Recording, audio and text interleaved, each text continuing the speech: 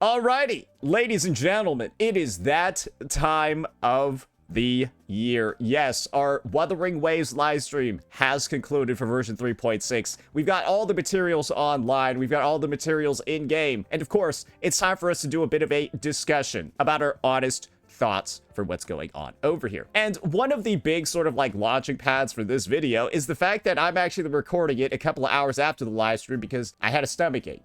So I took a break after that bad boy. Now I'm back. And, well, maybe that was a good thing to do because I've had the opportunity to see what some of the initial takes are in the space from some very vocal, opinionated individuals. And I just want to take some of the time over here to quell some of the initial concerns some people might be having. And they just kind of go line in line with what's actually going to be showing up over here. So let's just go ahead. Let's start off with this, and then we'll branch off at an appropriate point so we can weave in some of our guest stars for today. It's an angry Japanese guy. All right, so first things first, Lamplight and Mirage, Swords Resolve and Heart. You can kind of like see over here, this is meant to be like the most, I think, Wuxia update we probably had in the history of the game. You got the Cultivator, and then you got the Jiangshi guy who like channels undead ghost spirits to go fuck shit up, right? Very, very in line with the lore. It should be a enjoyable time for CN, and I'm just hoping that when it comes to these main quests, let's just be honest here. I just hope that with these main quests, we kind of do a better job of partitioning out the story over the patch,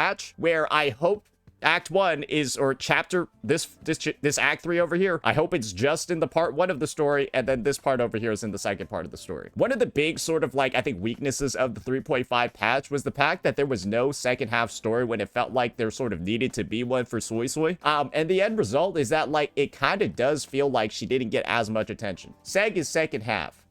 So this is the funny thing. There was actually a seg in the first half too of the last patch. So that's not automatic. Let's not be out here talking about how segs automatically mean second half, because 3.5 had a seg too. Okay? And that was in the first half.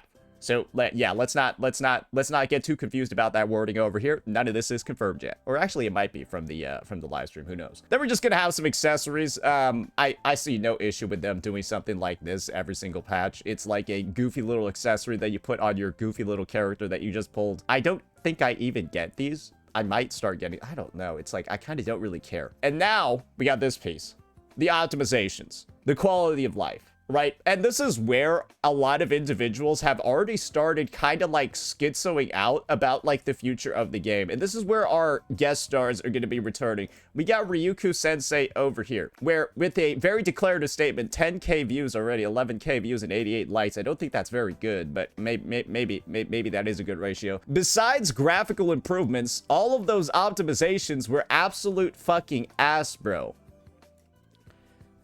So there's this thing. When you have a list of problems in a game, you've got a list of problems, right? And as you kind of like knock those problems off the list, right, you start solving them, the list gets smaller. And one thing I feel like every Wuthering Waves player is able to comfortably say is that Kuro Games has knocked off so many items on the like optimization quality of life list over the runtime of the game. There's like, I think legitimately only 3 things left that I can think of that like noticeably need to be fixed. Echo limit on the storage, though I think that comes with itself like a lot of like technical difficulty, so I think that's why they've been stuck at 3,000. Like basically it's like imagine like every single account now getting 1,000 more echoes that need to be stored in data somewhere on some fucking server. I don't fucking know, right? Probably results in like some sort of like reconfiguring that's needed on the technical side. Then you have tacit fields, where it's like, I think the main ask for some individuals is that like tacit fields, they get like the early versions, they like unlock them more early. I could totally see that. They already have it in the game for new and returning players, but they don't have it for some of like the day one, the actual active playing players. So it feels like new and returning players, the people that aren't playing the game, that are disengaged with it, right, that aren't like loyal players, right, they're getting the advantages, while the actual daily players are the ones that are feeling like they're the ones that are restricted. And so that's another thing that might potentially need to be addressed, right? Yeah, you can put it on the survey. Like, I've been putting it on the survey that I've been talking about on the fucking videos all the time, right? That's definitely an option that we could go for. But this is the thing. There are very few things left. And what's the issue with the tasking fields? It gets completed when you're done with the story or the second you get to the new area, right? And that comes with its own complications of its own with like story locking and stuff like that. But that's more of an issue with the story rather than the echoes, isn't it? And so, right, maybe that's something that could be addressed. And the third item, I'm gonna be honest, I don't remember the third item. Yeah, first one was echo storage limit. And then the second one is like fucking, what's it called? The second one is this. I think this is the issue. And I think this is the problem. Right. There are a lot of individuals who are taking some of their upsetness with the state of certain things in the game and then applying it as a lens to the whole game. And I think this is where the origination of some of the stupidest fucking commentary from this guy is actually coming from, ladies and gentlemen. Get ready for this. All right. Honestly, when I go down this guy's page, I sometimes forget he's a married man because like this is like the first thing I saw and I was just like, okay, like I was just trying to look for some of your posts about echoes, bro, not your fucking gooning. Anyways, I'll just keep that private for his own. Again, it's his own public fucking Twitter. That guy's married apparently. Anyways, sorry. I just need to show you guys this. If you just look up the word echoes in this guy's search history, he has just been raging and molding and yelling about how he can, like, build no character at all for, like, bro, he's been, like, just mad the whole fucking time. And, like, this is the takeover here. He's so mad at echoes and, like, rolling them and stuff like that. I think if there's not, like, a quality of life dedicated to, like, making rolling his echoes easier, he's just gonna, like, get mad or some shit like that. But this is the thing. When you look at the actual quality of life, he even made a whole fucking video about it, bro. Like he didn't even want, first step, he didn't want to talk about what's good. He just wanted to, like, sit there and bitch and moan about the quality of life for 8 minutes. Bro, that was his first response to the update drop, and fuck it. Hey, they fixed FPS. Hey, they added 2 new characters, and fuck it, bro. I need to go bitch about the quality of life. This is the reality over here. When you look at the optimizations and you look at the quality of life in this update. This is what I'll say first off rip. We've actually got a menu of all this stuff too, right? So we can actually see what it looks like visually. This is what I'm gonna say off rip. A lot of the stuff that's quality of life isn't actually quality of life when it's listed out over here. And that's very fair to say. I would say this is the only actual real quality of life adjustment being made to the game. And while I did complain about this one on the live stream because I'm a guide maker and this is sort of cannibalizing my business, this is undoubtedly something that's going to be good for a bunch of, like, new players, and specifically the Giga casuals who, like, don't even know how to, like, build their fucking units properly. And so this is just going to, like, automate gearing for them when they're the same people that weren't looking at guides, that wouldn't even look stuff up online, that would just, like, play on, like, their fucking phone for, like, the giggles and the fun. They don't even know that this game's, like, online. That's who this is made for. And this is going to be really good for them. But it's sort of just like, a lot of people seem to have this lens or this angle of, man, if this quality of life isn't, like, you know, going to, like fucking farm my own echoes, roll them for me, and, like, I don't know, suck my dick too, it's going to be useless. Because there's not that much left to fix in the game, bro. Like, reasonably. If you're complaining about the quality of life, is your list of fixes longer than 5 items? I'm just wondering, if you're complaining about the quality of life, is your list of fixes longer than 5 items? Or are you complaining that in a live service game, every single issue that you had top of mind wasn't immediately fixed? Like, bro, there's truly not that much left. And that's why I'll say, having, like, shit like Sword Flight on here with, like, the Jukin performance and Expedition Motorsport display themes, had that showing up as, like, optimizations is a little bit weird. But like I said, echo management, pretty good. Now, for the other quality of life, they made it easier for you to, like, share your, like, fucking... Okay. This is where, this is where it's just, like, they added the ability for you to, like, share your con bead stuff and, like, your photos easier.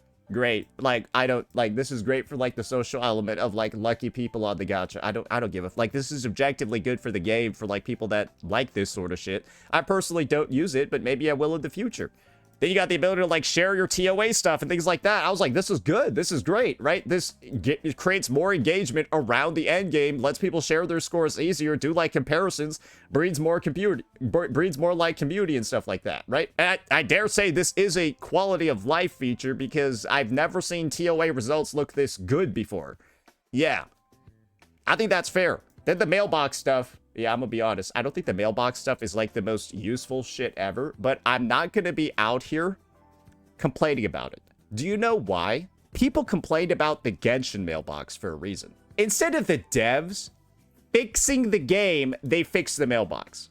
Wuthering Waves, the game's already fixed, so who cares about them fixing the mailbox? Genshin has a broken ass game. It's like bleeding. Its guts are like fucking everywhere, right? It's like, oh my god. Like fucking time locked domains. Oh my god. It's like weekly boss mats are randomized. Like, bro, their guts are everywhere, right? And this retard dev is like, what if we fix the mailbox? What if we fix the mailbox? That's gonna solve the issue, right? No, your guts are everywhere and shit. You're like clipping the dude's toes. That's the treatment. You're clipping the dude's toes when his guts are everywhere. And that's why Genshin fixing its mailbox when there's so many other things to do in the game is so bad.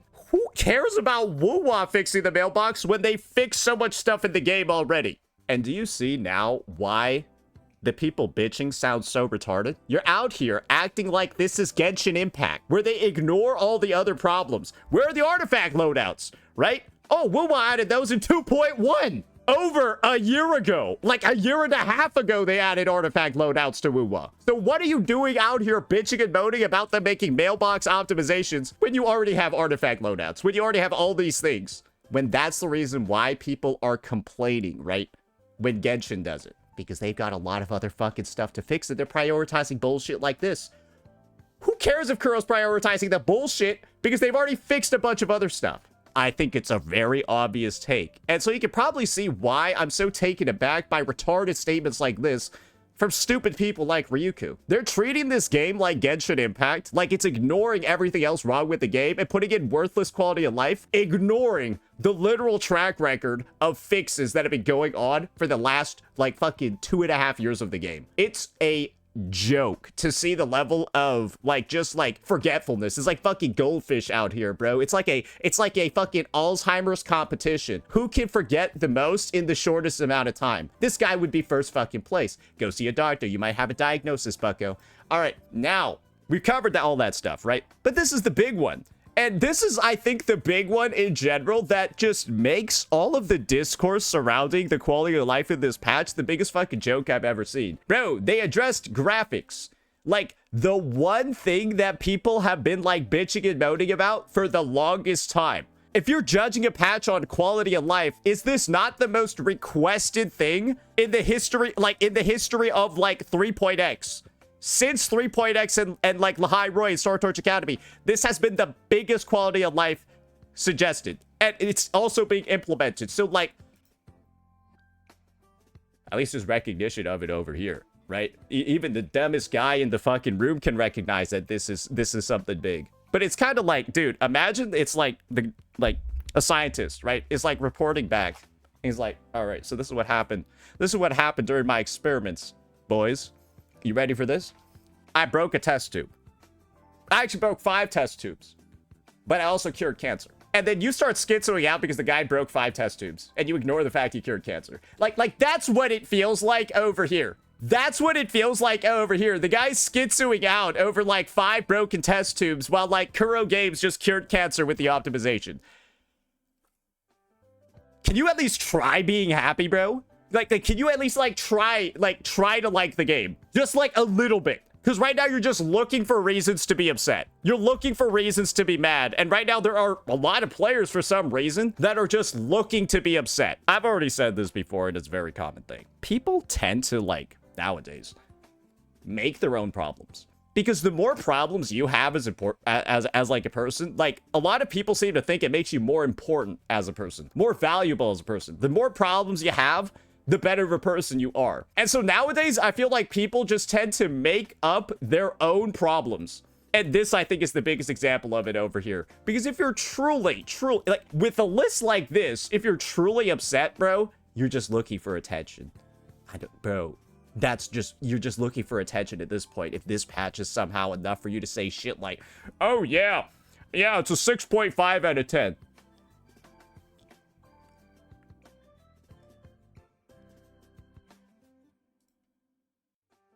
Anyways, hopefully, that whole optimization issue, we've been able to get it sorted out. And I wanted to make this a big focus of the video at the start because the discourse has been nauseating. The discourse has literally been nauseating for me to look at. And the fact that this is even something that's not getting auto downvoted to me is fucking ridiculous.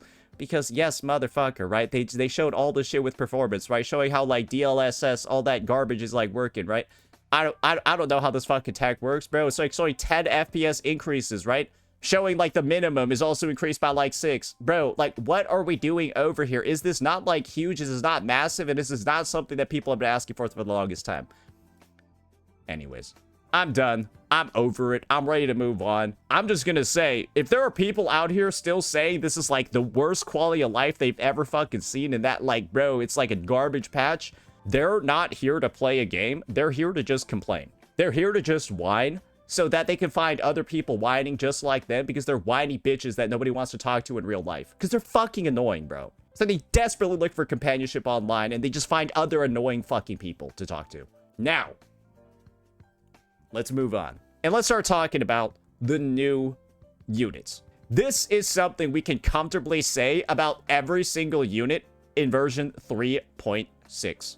You can pre-farm for all of them. You are still going to need to farm some extra pieces, but we basically know exactly what these guys are going to do. We've gotten every single clue in the game, and I think this is probably the most well-prepared people are going to be for a character release in the longest time ever. And the easiest way for us to start is to simply just look at Qing Zhao, right? And some of the materials that we've already gotten in game. So for Qing Zhao in particular, this is going to be the breakdown.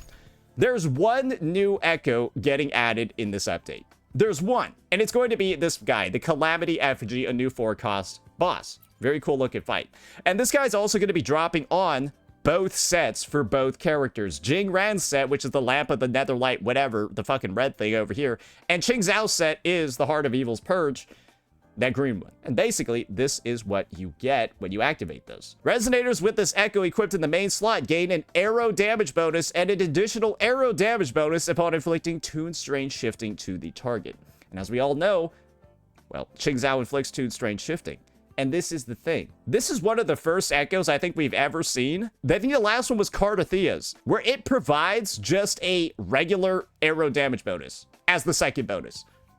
Usually, these Echoes are split up in this way. They do a attribute damage bonus, right? And then they give like a damage type, like Heavy or Liberation or Resonant Skill or something like that, right? But this is the case. Over here, you're just getting additional arrow damage. And so I think a lot of people are probably coming to the same conclusion that I am. She's a little bit like Cardathea, where Cardathea doesn't actually have a primary damage type. Cardathea is not like a basic attacker. She's not a liberation damage dealer. She's not a skill damage dealer. She's kind of equally split mostly across basics and liberation. And so kind of like the situation over here is this. I think Qing Zhao might just operate in a very similar way, where there's not like one particular damage type that's like a majority of her damage, and more of her damage portfolio is like split across the different types. And this is really important for while you're in sort of like the pre-farming journey for this character, because of this. You might want to prioritize certain types of Echoes and certain types of Echo rolls over others if you're truly trying to get the best results possible.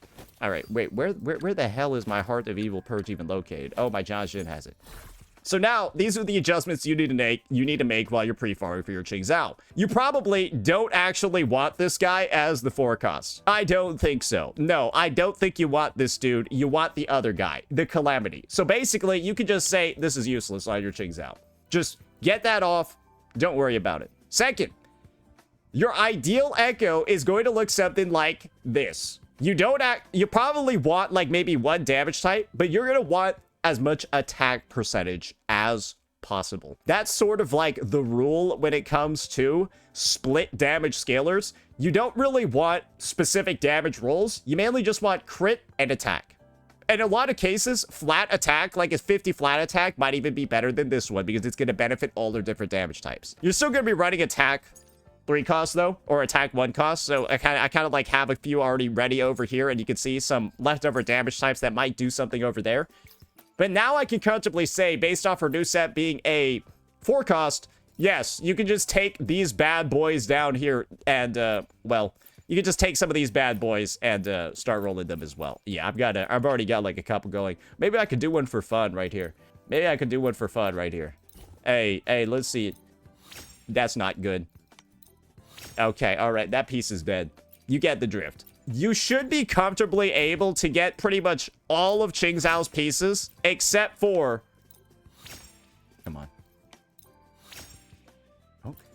that's pretty bad. But oh, if this rolls like 21%, it's like god tier. Anyways, you get what's going on. You can basically farm 4 out of 5 of her pieces, and you're good. That's pretty nice, isn't it? And then all you got is the 4 cost left. And 4 costs are traditionally a lot easier to get, right, than other pieces because they're a lot easier to farm. But now, though, we got the other character, right? We got the other situation. Or not necessarily that. We should probably go ahead and take a look at this. The animation situation, right? And this is we might as well just get this out of the bag before we even like get started by looking at some of like the kids. Or before we start talking about Jingran, right? Because I think a lot of people have already started the discussion. Man, I don't really like how this character looks. Man, I'm a little bit disappointed by this unit's animation, so on and so forth, right? That is a discussion, and that is something that we've heard a lot. And this is my personal take. I think her animations are actually like, I think they're pretty nice. Like, I think they're pretty nice. I don't know why people are like tripping so hard. She's got like the weird schizo side too. She got like the I guess like the kind of upgraded sword fly. It kind of just looks slower. And then I guess like in combat, right? Like I mean that looks pretty neat as well. She's got like the cinematic attacks and everything, the very like big swords, the sort of like gliding actions. I don't really know why people seem to be so upset with this. Maybe they wanted like more VFX or like bigger swords or something. I think for what it is, it fits. I think for what it is, it works. That's my personal take. Maybe the swords are too light. They want the swords to be heavier.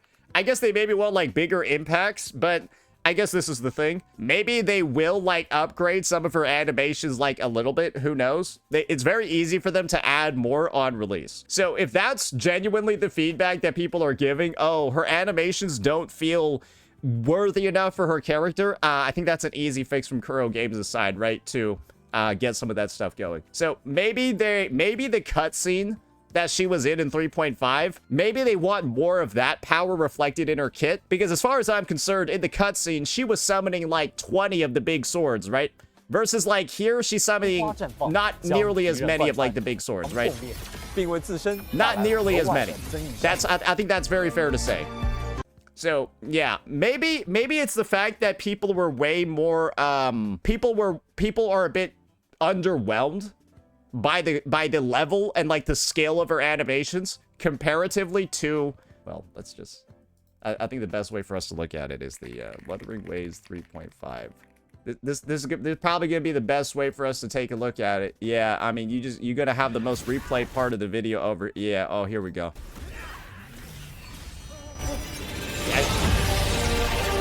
I will say she's not doing that in her kit. Yeah, she does look stronger here. I will say, yeah, no, she's definitely not doing that in her kit. Right, so maybe people want like more of this, because you don't get that. It looks like she's maybe using like 10-20% of her power, right? 10-20% of her power, right? Yeah, I don't think we necessarily see that reflected. So maybe they will do a little bit of work there. But now though, we got to talk about the other guy in the room, and that's of course going to be Jingran. And I think the competition over here is like this. Jingran appears to have like mogged the shit out of Qingzhao to a lot of individuals with the quality of his animations and, well, stuff like that, right? I think a lot of people can agree they did a lot of work for this guy, but I think this is what some people have not realized yet when it comes to male characters in Wuthering Waves. Kuro goes above and beyond for every male unit. They give them like double the animations and VFX of other characters because they only release one every 6 months. That's kind of like it. You look at like the history of the releases and they put so much more work into male units than other units. I'm not joking. I'm legitimately not joking. They know they only do like 1 or 2 a year and they put in like a year's worth of effort into them because they do like sell, they do like sell less, right? That's just how it works because people, they don't like pulling on characters with penises apparently, right? And so this is just another time, I think. There's a reason why I said this was like the dev's boyfriend. I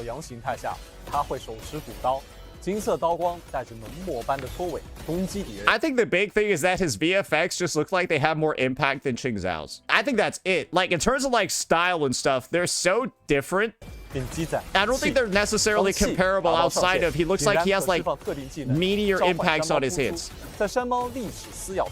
Right? Like they're heavy hits. He's also a heavy attacker, so like you get what's going on. I like his kit. I'm pretty sure I'm gonna pull him because he looks like he has some of the best VFX and animations in the game. But this is also one of the other things. He's also going to be, in my opinion, one of like the easiest characters to probably build because a lot of people probably have the same idea, right? He is an HP scaler. And so he's probably going to want the HP scaler sort of like breakdown of a 4-4-1-1-1 because that's what Cardathea used, right? Well, great, guys. You're able to effectively farm all of that shit. Look, I've already got a piece over here, right? You're effectively going to be able to, with the abundance of Lamp of Nether Road, possible 1 cost, you can farm the 3 over here.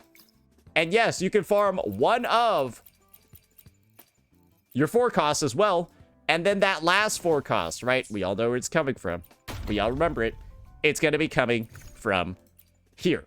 So that's like basically it, boys. You got like both characters just waiting for like that last piece, that last echo to finish up both of their builds. And if you just needed like final confirmation, once again, the Lamp of Nether Road, what it does is when you gain a shield, which he's going to do, you get a crit rate increase and then a fusion damage bonus in that stacks. And then of course you're going to have that synergy with Yuno as well. And he's going to be very good with her. And so kind of like the situation is like this. These 2 unit releases, and I've been saying this for a very long time, actually since 3.5 as an update, it dropped. These are some of the most player-friendly releases that we're going to be having in the history of the game because you know everything these characters do. You know basically every detail about their kit, their damage typing, the pre-farming, all of that. And it is a literal gift to the player base to have releases like this, where you can farm 4 out of their 5 pieces before they even release in the fucking game, bro. And then you know everything about what they do so you can plan accordingly, budget accordingly, save budget for teammates and stuff accordingly.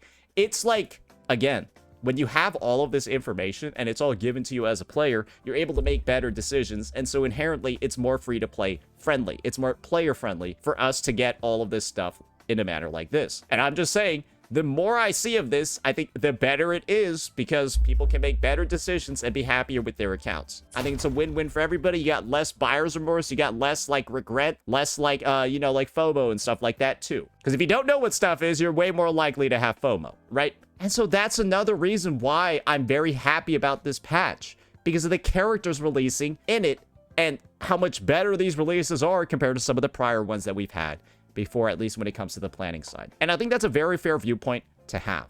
Now, though, we've got a couple of other things in the update that we need to go ahead and take a look at, and that's going to be the reruns. And the reruns over here is where we're just getting more confirmation about how certain units are working. And these reruns in particular are a little bit surprising to me. I'm not going to say a little bit. They're very surprising to me.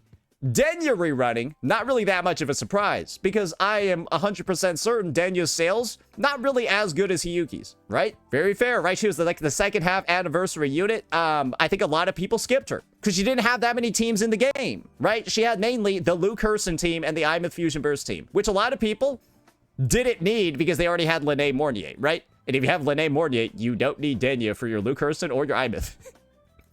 You all get what's going on, right? Like you all get it, and most people use their free pulls for the update on Hiyuki. So I think Denya running is actually great and is actually fine because she was in a situation where most people were likely to skip her. But this is what I am confused about. Why the fuck is this bitch back? Why is Hiyuki back? Was there enough people that skipped Hiyuki during the anniversary like Dumbos? I don't really know, right? But my take is this. I feel like Hiyuki shouldn't have reran, and they should have kind of kept her on the shelf like an Imith or a Cardathea. Like, I feel like this is a unit that's, like, so good, they're supposed to be dropping, like, every 4 or 5 patches. Not every 2 patches. Because she last ran, obviously, when she released in 3.3. She needs to carry the sales for the male banner. We already got Mornier. Now, and Mornier over here is the real surprising part. Because, like, I guess this is the thing. This banner's schedule is clearly meant for Qing Zhao. Where, if you are a new player, you effectively can build Qing Zhao's entire team in this update. 100% you could do that. But this has like the opposite effect of what the fuck is going on with this guy? Basically, you have to skip this dude unless you have his teammates. Because none of them are, there's not a single one here. And this is where the placement of Hiyuki is so fucking confusing. Because you would have imagined that there would be like a Lupa or a Yuno here, right? That would work with this guy, not a fucking Hiyuki. I don't know, bro. This shit doesn't really make much sense to me. Because, like, you kind of do have to skip him as a newer player. I don't know what you're really supposed to do. I don't really know what you're supposed to do as a new player if you want this guy, because you can't really, or a returning player, you can't really get his teammates, right? So, I don't.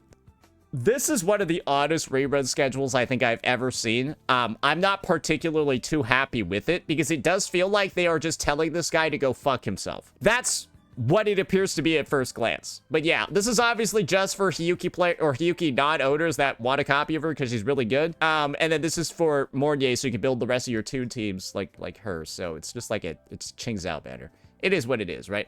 Now we got the new weapons, and I've already had some thoughts about these. This is, I think, the best looking weapon in the game, Thousandfold Deliverance, and it literally switches colors depending on his kit, so it's got like, it's almost like it's got like a FOMO element to it as well. Yeah, this is probably the best weapon they've ever released. Then they got Glinted Clouds, which is just, it's okay, I guess. It's like, it looks like kind of cool, but it's also like kind of plain looking. I'm gonna be honest, it's a very plain looking sword. This thing just looks like it's from like Monster Hunter and like Elden Ring, like at the same time. Weapon convenes. Obviously, it's, you don't really need this if you have String Master or any other rectifier. You're probably gonna want this, or you're probably, maybe you could skip this for EOG. Try out EOG first. You're probably gonna want this because you have an HP scaler. Hiyuki is also fine on EOG, and do not ever pull this thing. Just get Discord instead, you griefing. Yeah, that's a quick banner review, but we'll do a detailed one later, don't worry. Okay, and now we got the new Echo and the new Phantom Echoes. We've already reviewed those in detail. We actually know what both of these guys do. This is the Fusion Heavy Attacker for Jing Ran's main slot, and this is the Ching Zhao main slot. It just gives arrow damage. That's looking good. New tactical hologram for this guy. I'm gonna be honest, this fight was interesting. This fight has good music, though, but this fight is very interesting, and I have a feeling that this could be slightly cancerous, because this guy's very big, and I feel like big holograms don't work out well. Yeah, I feel like big holograms can be a big problem, and this guy already looks like he's gonna have like a lot of off-screen kills because he takes up the whole screen. We'll see. And now, this is where we're really going to need to take off our shilling hats, right? And learn how to not be mad at Wuthering Waves. Because the events here legitimately are some of the best events I think we've had in the history of the game. And this is how I can like kind of tell who's like an actual Wuwa player and who's just LARPing.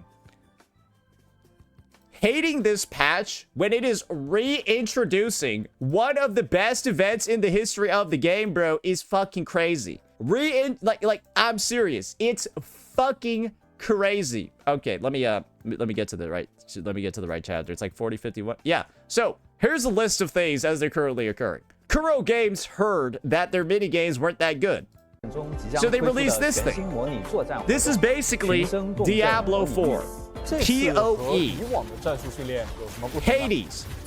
They made the game an ARPG, and it uses like the attack animations from in-game, obviously, as the special effects and stuff. But yes, this is basically a MOBA ARPG sort of experience. And so this actually looks like a direct upgrade over Solaris Soldier, Lament Recon. We all remember that shit, right? Where it's like the most boring, uninteractive garbage anyone's ever fucking played. That's why I sort of skipped it, because everyone keeps saying how bad and boring it is. They're literally watching YouTube on the side screen, just waiting for it to be fucking over.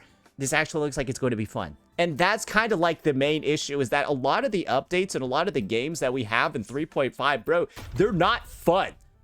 Dude, this is not fun. This I don't know how they fucked up Virtual Crisis, but they fucked it up. And I've seen enough gameplay, and I've seen enough people bitching about this one to know it's not fun either. And this thing, get the fuck out of here, bro. This is Flappy Bird in 2026. Bro, that shit came out like when you guys were in middle school. And so this obviously looks like better than all three of the current in-game events combined. And this is just one of them. This is just one of them, right? But don't worry, there's more. right? Because they have like all these fucking... Bro, it's like almost... Bro, it almost looks like... Look at this. What is that? Why are there so many characters? What is it supposed to be? That looks pretty neat, right? Why are all those units there? What are they going to be doing? Who knows? So it's got like the roguelike depths of the elusive realm elements. 2. Where I guess you're going to use the power of other characters. Oh, yo, you just summoned for Lova. Bro, you just summoned for Lova. That's kind of neat, isn't it? Yeah, no, she's just right there. That's kind of cool, isn't it? Bro, this is what I mean. The events, the actual content in this update looks peak. This is like, all right. I'm like musically not gifted, so I don't like music events. But like, I bet somebody's gonna have fun doing this gay shit. All right, and then you got this. Bro, this is like one of the goofiest events, but it's also one of the funniest ones in the history of the game. It's just like, it's a very good leisure event. It's just fun. Then you got then you got that, and then this is gonna be the true highlight. Bro, they added the co-op holograms again. This is the best event in the game. This is the best event in the game. This is the most fun event that Wuthering Waves has for a lot of people. And it's back. That's the point. This shit is highly requested and it's back. This is literally a devs listen moment. Yes, bro, you'll be fighting hard-ass bosses with your friends. Begging for S6 carries or stuff like that, whatever. But this shit is back. This shit has literally carried patches before. You guys remember updates like 2.1? So on and so forth? So many of those updates felt great because the replayability was there from this. This is easily the most replayable event probably in the history of the game. So much fun. But that's that, guys. That's the situation over here. And as you can see, when you look over and you take a look at everything that's supposed to be in this update, bro, it is truly a good one. I don't think that this is going to be like some fucking earth-shattering, groundbreaking update, right? Like maybe 3.1 was, but let's be real here. Compare it to a bunch of other patches that we've had in the history of the game. What's better than this and what's worse than this? So yeah, this update as a whole, this is my take on it. It's a good update. It's not the best update in the history of the game. 100% no. But are you expecting a non-Sentinel Resonator update, right, to be one of the best ones? I would expect a version like 3.1 with the Sentinel, right, be one of the best ones. I would expect 3.7 with Scene, right, to be considered one of the best ones because it's pretty much the cat's out of the bag, right? She's the only it's only her and Suo Ming left. So it's like a non-Sentinel Resonator update. You expected it to be like the craziest, most enriching one. I mean, it's just... Do you want every update to be the best update ever, even if it doesn't even make sense in like the story or like the stage of the... I don't get it, right? And hopefully you guys are starting to understand the nonsense behind the discourse that's been going on, because it's like I guess the take is like this. They just what are you truly expecting from a patch like this? What were you truly expecting? And did this meet or did it not meet those expectations? Because for me, I expected something that was going to be a better experience than Wuthering Waves 3.5. And I think this whole experience, from what I'm seeing in here, events, all of that, it looks like it's going to be a better experience because this is one of the most miserable patches I've ever played. And if this is noticeably better than 3.5, I'm going to be happy, and it looks like to me it is. That's just my take. Let me know what you all thought about this update. Peace out.